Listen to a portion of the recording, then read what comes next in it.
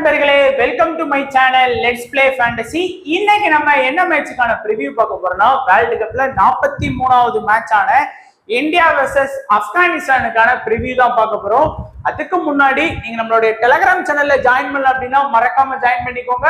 முக்கியமான update plus final time எல்லாமே நம்மளுடைய டெலிகிராம் சேனல்ல கொடுத்துட்டு இருக்கோம். ஸோ மறக்காம ஜாயின் பண்ணி சப்போர்ட் பண்ணுங்க. ஸோ ஃபுட்பால் டீம்ஸ் எல்லாமே ஓரளவுக்கு கொடுத்துட்டு இருக்கோம். ஸோ மறக்காம டெலிகிராம்ல வந்து ஜாயின் பண்ணிக்கோங்க. லெஃப்ட் ஆயிடாதீங்க, ஸ்டே பண்ணுங்க. முக்கியமான அப்டேட்லாம் நம்ம வந்து டெலிகிராம்ல தான் கொடுத்துட்டு இருக்கோம். ஸோ இந்த மேட்சுக்கான அது பிச் ரிப்போர்ட் பார்க்கறதுக்கு முன்னாடி நீங்க இதுவரைக்கும் குபேரால ஜாயின் பண்ணல அப்படின்னா மறக்காம ஜாயின் பண்ணிக்கோங்க. ஆல்ரெடி அவங்க வேர்ல்டு கப்புக்கு வந்து பாத்தீங்கன்னா ஒரு சீரியஸ் லீட் ரிப்போர்ட் கொடுத்துருக்காங்க. அது மட்டும் இல்லாம நமக்கு வந்து ஜிஎஸ்டி ஃப்ரீ ஆப், நீங்க எப்போ டெபாசிட் பண்ணாலும் உங்களுக்கு வந்து ஜிஎஸ்டி அப்படிங்கிறதே கிடையாது. அதனால நீங்க தைரியமா ப்ளே பண்ணலாம். பிளஸ் வந்து பாத்தீங்கன்னா உங்களுக்கு ஒன் பிளேயர் ஃபேண்டசி ஆப்ஷன் டியோ வந்து உங்களுக்கு அவைலபிளா இருக்கு. அதுக்கான டீம்ஸ் நம்ம சேனல்ல ப்ரொவைட் பண்ணிட்டு இருக்கோம். ஸோ இது வரைக்கும் குபேரால ஜாயின் பண்ணாத நண்பரா இருந்தீங்கன்னா ஜாயின் பண்ணிக்கோங்க. அண்ட் இப்போ பாத்தீங்க அப்படின்னா பிச் ரிப்போர்ட். ஸோ இந்த பிச்சை பொறுத்த வரைக்கும் பார்படாஸ், ஸோ நம்ம எல்லாருக்குமே தெரியும் ஆல்ரெடி அந்த லீக் மேட்ச்ல இப்போ வந்து குரூப் ஸ்டேஜ் 2 வந்து நடக்குது. ஸ்டேஜ் 1 அந்த லீக் மேட்ச் பாத்தீங்கன்னா அதுல வந்து பாத்தீங்கன்னா இந்த பிச்சை யூஸ் பண்ணாங்க. பிச்சோட பவுண்டரி லைன் பாத்தீங்கன்னா off side leg side okay தான், 58 67 இருக்கு. ஆனா அந்த ஸ்ட்ரைட்ல வந்து பாத்தீங்கன்னா மத்த பிச்சு நீங்க மத்த பிச்சை கம்பேர் பண்ணும்போது செயின்ட் லூசியா பிச்சை கம்பேர் பண்ணும்போது கூட பாத்தீங்கன்னா இது ரொம்ப சின்னதா. ஏன்னா அங்கெல்லாம் வந்து பாத்தீங்கன்னா ஸ்ட்ரைட்ல 76 79 இருந்தது. இந்த சைடு வந்து பாத்தீங்கன்னா மிட் ஆஃப்லாம் பாத்தீங்கன்னா 79 இருந்தது. அதனால கொஞ்சம் பிச்சு வந்து சின்னதுதான். ஸோ ரீசெண்டா வந்து பாத்தீங்கன்னா என்ன மாதிரியான கேம்ஸ் எல்லாம் நடந்திருக்கு அப்படின்னு பாருங்க. ஸோ இது எல்லாமே ஒரு 4 மேட்ச் நடத்திருக்காங்க. லாஸ்ட்ல இங்கிலாந்து வெர்சஸ் ஆஸ்திரேலியா மோதி இருக்காங்க. ஒரு 201 ரன் ஆஸ்திரேலியா ஸ்கோர் பண்ணாங்க. இங்கிலாந்து 165 ரன் ஸ்கோர் பண்ணி 36 ரன் வித்தியாசத்துல ஆஸ்திரேலியா வின் பண்ணிருக்காங்க. ஃபாஸ்ட் 7 விக்கெட்டும் ஸ்பின்னர் வந்து 5 விக்கெட்டும் ஸ்கோர் பண்ணிருக்காங்க. நமீபியா வெர்சஸ் ஸ்காட்லாந்து மேட்ச் ஒரு 150 பிளஸ் ஸ்கோர் வந்திருக்கு. ஃபாஸ்ட் வந்து பாத்தீங்கன்னா 8 விக்கெட்டும் ஸ்பின்னர் ஈக்குவல் 5 விக்கெட் எடுத்திருக்காங்க. ஸ்காட்லாந்து 5 விக்கெட் வித்தியாசத்துல வின் பண்ணிருக்காங்க. ஆஸ்திரேலியா வெர்சஸ் ஓமன் ஒரு 160 ஸ்கோர் வந்திருக்கு. ஃபாஸ்ட் 11, ஸ்பின்னர் வந்து 2. ஆஸ்திரேலியா வின் பை 39 ரன் வித்தியாசத்துல ஓமன் வின் பண்ணிருக்காங்க. ஓமன் வெர்சஸ் நமீபியா மேட்ச் வந்து மேட்ச் டை ஆச்சு. நமீபியா வந்து அந்த மேட்ச் வின் பண்ணாங்க.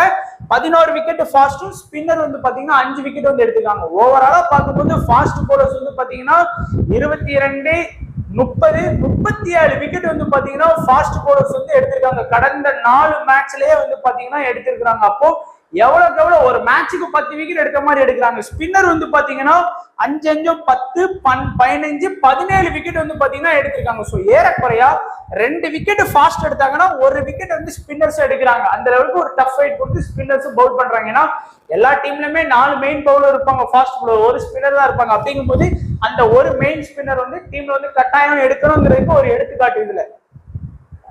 அண்ட் டோட்டலா வந்து ரெக்கார்ட் வைஸ் பாத்தீங்கன்னா 4 மேட்ச்ல 3 மேட்ச் வந்து பேட்டிங் செகண்ட்.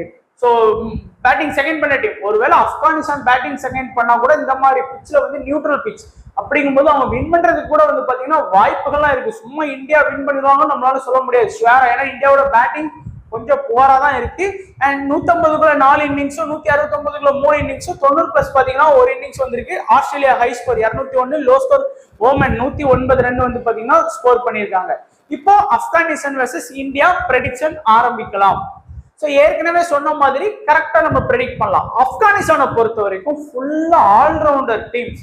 எந்த டீம்லயுமே இப்படி ஒரு ஆல்ரவுண்டர்ஸ் வந்து பாத்தீங்கன்னா அவங்களுக்கு வந்து கிடையாது. பாருங்க, குர்பாஸ், இப்ராஹிம் சட்டான், குல்தீபன் நைபு, ஒமர் ஜாய், நஜிபுல்லா சட்டான், முகமது நபி, கரீம் ஜானட். ஸோ ரஷித் கான் கூட பேட்டிங் ஆடுவாரு. மேட்ச் 10 ரன் 15 ரன் கூட ஆடுவாரு. பட் நம்ம கரீம் ஜானட்டோட ஸ்டாப் பண்ணிக்கலாம்.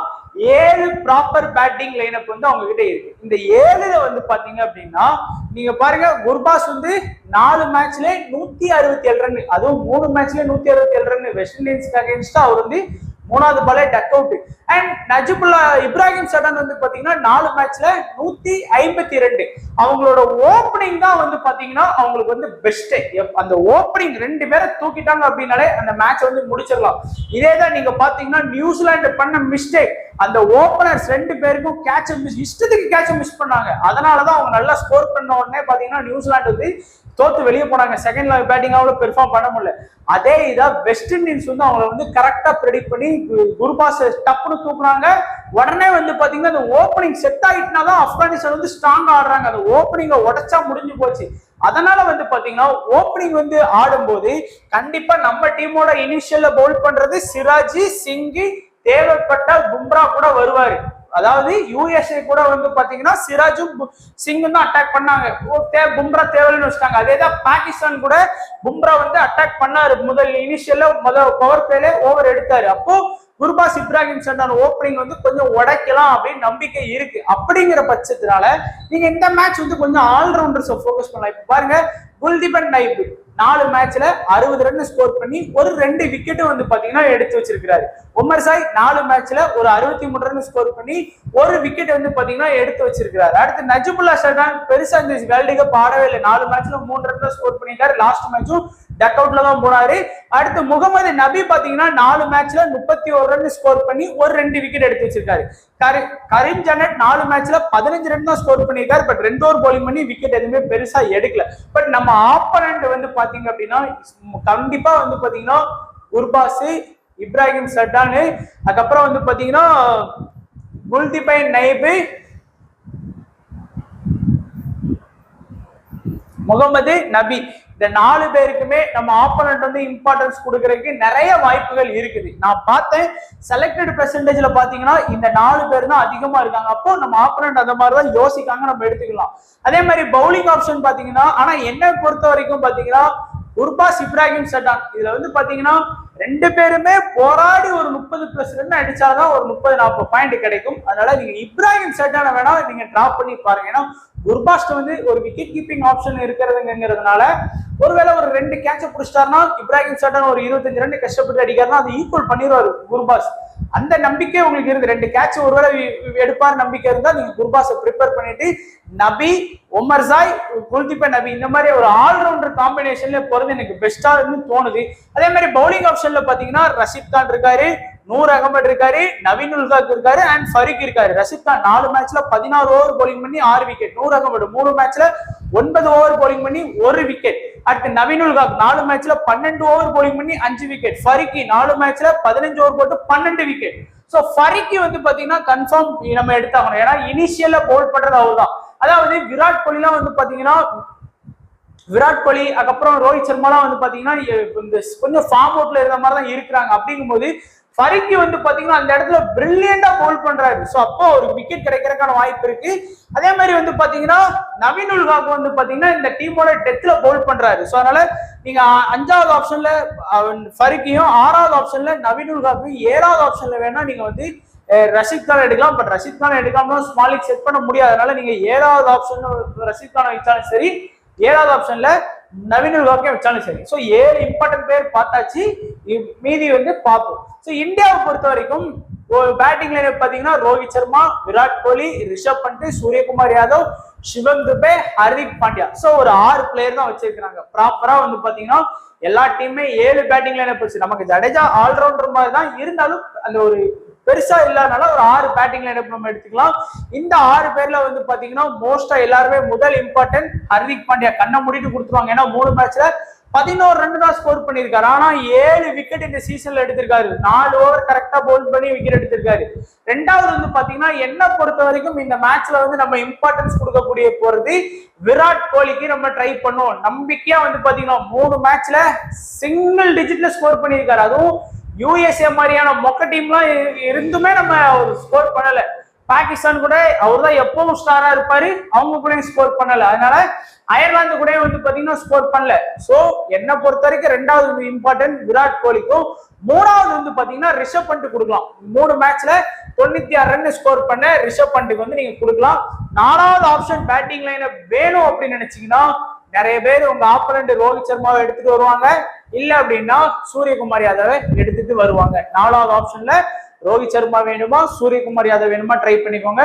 நிறைய பேர் வந்து பாத்தீங்கன்னா விராட் கோலியை கூட டிராப் பண்ணிட்டு ரோஹித் சர்மாவை 3வது ஆப்ஷன்ல போடலாம். 4வது ஆப்ஷன்ல சூரியகுமார் யாதவ் கூட போட்டு வர்றதுக்கும் வாய்ப்பு இருக்கு. ஏன்னா விராட் கோலியோட ஃபார்ம் அப்படி இருக்குது. ஒருவேளை நம்ம நினைக்கும் இந்த மேட்ச் நல்லா ஸ்கோர் பண்ணிடுவாரு அப்படின்னு ஒருவேளை அப்படி ஸ்கோர் பண்ணாலும் முடிஞ்சு போச்சு. அதனால அதுவும் யோசிப்பாங்க. ஆப்போனன்ட் சைட்ல இருந்து நீங்க யோசிச்சு பாருங்க. பவுலிங் ஆப்ஷன் 5 பவுலிங் ஆப்ஷன் இருக்கு. ஜடேஜா, அக்சர் பட்டேல், சிராஜ், பும்ரா, சிங். இதுல வந்து ஜடேஜா வந்து இந்த வேர்ல்டு கப்புக்கு வந்து தண்ணி கேன் போட வந்தேன் அந்த டெம்ப்ளேட் வந்து அவருக்கு சூப்பரா சூட் ஆகும். 3 மேட்ச்ல 3 ஓவர், அதுவும் பாகிஸ்தான் கூட எல்லாம் இருக்காரானே தெரியல. அதுக்கப்புறம் நம்ம லாஸ்ட் விளையாண்ட யூஎஸ்ஏ கூட அவர் டீம்ல இருக்காரா இல்லையான்னு கூட தெரியல. ஒரு ஃபீல்டிங் கூட அவர் இந்த மாதிரி தெரியல. சோ அந்த அளவுக்கு வந்து பாத்தீங்கன்னா ஜடேஜா வந்து இந்த வேர்ல்டு கப்ல தெரியவே இல்லை. ஆனா அக்சர் பட்டேல் 3 மேட்ச்ல 3 விக்கெட் எடுத்தார். ஒரு நல்ல மெயின் ஸ்பின்னர் ரோலை வந்து அக்சர் பட்டேல் தான் எடுத்தாரு இந்த சீசன்ல. அதுக்கப்புறம் சிராஜ் வந்து பாத்தீங்கன்னா 3 மேட்ச்ல நமக்கு வந்து 11 ஓவர் போலிங் பண்ணி 1 விக்கெட் தான் எடுத்திருக்காரு. சிராஜ் வந்து பாத்தீங்கன்னா இந்தியா டீமோட இனிஷியல் அட்டாக் பண்ணுவார். பவர் பிளே 1 to 6ல வந்து பாத்தீங்கன்னா அட்டாக் பண்ணுவாரு. சோ குர்பாஸ் இது இப்ராஹிம் சட்டான் சிராஜ் பால தாங்கிட்டாங்க அப்படின்னா அன்னைக்கு வின் பண்றதுக்கு உங்களுக்கு வாய்ப்பு இருக்கு. அதே மாதிரி சிங்கு வந்து காம்பினேஷன் கொடுத்து பவுல் பண்ணுவார். 3 ஓவர் போலிங் பண்ணி 12 ஓவர் பவுல் பண்ணி 3 மேட்ச்ல 12 ஓவர் 7 விக்கெட். பும்ரா 3 மேட்ச்ல 11 ஓவர் 5 விக்கெட். சோ எல்லாருமே காமனா இம்பார்ட்டன்ஸ் கொடுக்கிறது 4வது ஆப்ஷன்ல பும்ரா, 5வது ஆப்ஷன்ல சிங், 6வது ஆப்ஷன்ல பாத்தீங்கன்னா அக்சர் பட்டேல், 7வது ஆப்ஷன்ல வந்து ரோஹித் சர்மாவா இல்ல சூரியகுமார் யாதவாங்கிறத ட்ரை பண்ணிக்கோங்க. ஜடேஜா பெருசா ஃபார்ம்ல இருக்காருன்னு தெரியல, அவரை யூஸ் பண்ண மாட்டேங்கிறாங்க. ஏன்னா ஹர்திக் பாண்டியாவுக்கு ஃபுல் ஓவர் கொடுக்குறாங்க. பும்ரா 4 ஓவர், சிங் 4 ஓவர் 8 ஆச்சு, சிராஜ் ஒரு 4 ஓவர் 12 ஆச்சு, அப்ப ஹர்திக் ஒரு 4 16 ஆச்சு. மீதி இருக்கிறது Axar Patel 2 over 2-3 over boat பண்ணாலும் ஜடேஜாக்கு வந்து 1 ஓவர் இல்ல 2 ஓவர் தான் கிடைக்குது. அதனால சொல்றேன். சோ கேப்டன் வைஸ் கேப்டன் பார்த்து அது வந்து நம்ம இப்ப டீம் கிரியேட் பண்றத பார்க்கலாம். சோ 2 டீம்ல இருந்து 7 பேர் பார்த்தாச்சு. இப்போ வந்து பாத்தீங்கன்னா நம்ம டீம் வந்து பார்க்கலாம். சோ ஃபர்ஸ்ட் வந்து பாத்தீங்கன்னா இந்தியாவை பொறுத்த வரைக்கும் ரிஷப் பண்ட், விராட் கோலி, ஹர்திக் பாண்டியா, அக்சர் பட்டேல், பும்ரா, சிங். எப்படி எடுத்திருக்கோம்? விராட் கோலி, ரிஷப் பண்ட், ஹர்திக் பாண்டியா, அக்சர் பட்டேல், பும்ரா அண்ட் சிங். 6 பேர் வந்து பாத்தீங்கன்னா இந்தியால இருந்து எடுத்திருக்கோம். இங்க பாருங்க நம்ம ஆப்கானிஸ்தான்ல இருந்து குல்தீப் நபி, முகமது நபி, உமர் ஜாய், ரஷித் கான், ஃபரீக். சோ வந்து பாத்தீங்கன்னா 1வது பிளேயர், 2வது உமர் ஜாய், 3வது வந்து பாத்தீங்கன்னா நபி, 4வது வந்து பாத்தீங்கன்னா ரஷித் கான், 5வது வந்து பாத்தீங்கன்னா ஃபரீக். சோ இந்த மாதிரி தான் நம்ம டீம் வந்து செட் பண்ணியிருக்கோம். சோ நான் ஏற்கனவே சொன்ன மாதிரி ஆல்ரவுண்டர் மேல உங்களுக்கு நம்பிக்கை இல்லை அப்படின்னா கண்டிப்பா குர்பாஸ் அண்ட் இப்ராஹிம் சட்டான் எடுத்துக்கோங்க. பெர்ஃபார்மன்ஸ் வைஸாவும் நல்லாவே பெர்ஃபார்ம் பண்ணியிருக்கிறாங்க. அதனால உங்களுக்கு வந்து ஓபன் குல்தீப் நபி இடத்துல குர்பாஸையும், ஒமர்சா இடத்துல இப்ராஹிம் சட்டானும் அவைலபிளா இருக்கிறாங்க. அதே மாதிரி பாத்தீங்கன்னா இந்தியாவிலையும் வந்து பாத்தீங்கன்னா நிறைய பேர் வந்து பாத்தீங்கன்னா ஒண்ணு ரோஹித் சர்மா இல்ல சூரியகுமார் யாதவ் எடுத்துட்டு வர்றதுக்கான வாய்ப்பு இருக்கு. ஏதாச்சும் ஒரு பிளேயரை டிராப் பண்ணிட்டு அதே உங்க கையில கொடுத்துற ரோஹித் சர்மா, சூரியகுமார் யாதவ் வேணும்னா நீங்க தாராளமா ட்ரை பண்ணி பாத்துக்கலாம். சோ 3 விதமா ரிஸ்க் எடுக்க ஆப்போனன்ட்டுக்கு வழி இருக்கு. 1 குர்பாஸ், 1 இப்ராஹிம் சட்டான், இன்னொன்னு ரோஹித் சர்மா, சூரியகுமார் யாதவ எடுத்துட்டு வரக்கும் வாய்ப்பு இருக்கு. மற்றபடி இது ஒரு சேஃப் அண்ட் பெர்ஃபெக்டான டீம் தான் நம்ம போட்டிருக்கோம். மோஸ்டா வின் பண்றதுக்கும் நிறைய வாய்ப்புகள் இருக்கு. இதுல இருந்து ஒரு சில சேஞ்ச் பண்ணி கூட நீங்க தாராளமா உங்களுடைய ஃபைனல் டீம் வந்து செட் பண்ணுங்க. பெர்சன்டேஜ் வைஸையும் கொஞ்சம் செக் பண்ணி பார்த்துக்கோங்க. ரொம்பவும் எடுக்காத பிளேயரையும் ட்ரை பண்ணணும்னு அவசியம் இல்லை. அதிகமா இருக்கக்கூடிய பெர்சன்டேஜ் பிளேயரையும் மிஸ் பண்ண வேண்டாங்கிறது என்னோட கருத்து. ஸோ கேப்டன் வைஸ் கேப்டனை பொறுத்த வரைக்கும் உங்களுக்கே தெரியும்.